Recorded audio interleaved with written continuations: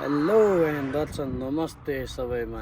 आजबाट मैले पनि भ्लग बनाउन शान्तिले भ्लग बनाउन सुरु गरेँ है। हामी चाहिँ साउदी एरियातिर है। गर्मी यस्तो डेन्जर छ नि अहिले, आम्मामामा गर्मी लास्ट डेन्जर छ साउदीमा। गाह्रो छ है, गाह्रो छ, धेरै गाह्रो छ। अब आफूलाई पुरानो गाडी पर्यो, एसी केही छैन, गाह्रो छ, बिजोग छ हालत।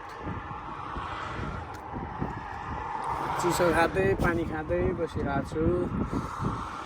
गर्मीले कपडा सब भिजे यार, बिजोग छ हालत। अब नेपालमा जस्तो छैन, विदेश भनेर आउनु त आयो। अब 2 साल त्यसै कटाउनु परिहाल्यो होइन। भोलिबाट चाहिँ अब रेगुलर भ्लग आइन्छ, शान्तिलो भए तापनि होइन। गाडीको हालत चाहिँ बिजोग छ यार।